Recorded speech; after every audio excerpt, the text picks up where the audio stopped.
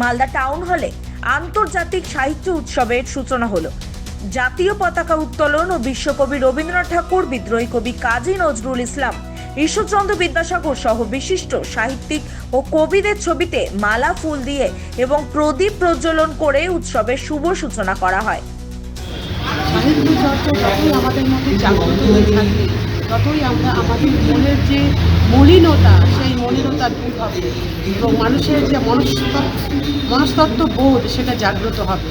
তাই কারণ সাহিত্যই একমাত্র আমাদেরকে উজ্জীবিত করতে পারে, অন্যায় কাজ থেকে প্রতিরোধ করতে পারে। কারণ সাহিত্য সৃষ্টি করে, সাহিত্যিক লেখক কবিরা তারা সৃজনের মধ্য দিয়েই কিন্তু মানুষের সেবা করে।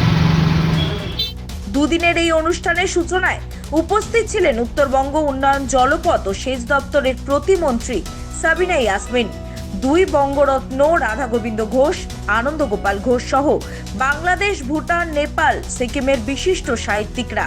এছাড়া ছিলেন ইংরেজবাজার পুরসভার চেয়ারম্যান কৃষ্ণেন্দ্র নারায়ণ চৌধুরী, উদ্যোক্তা পার্থ সারথী ঝা সহ বিশিষ্টরা।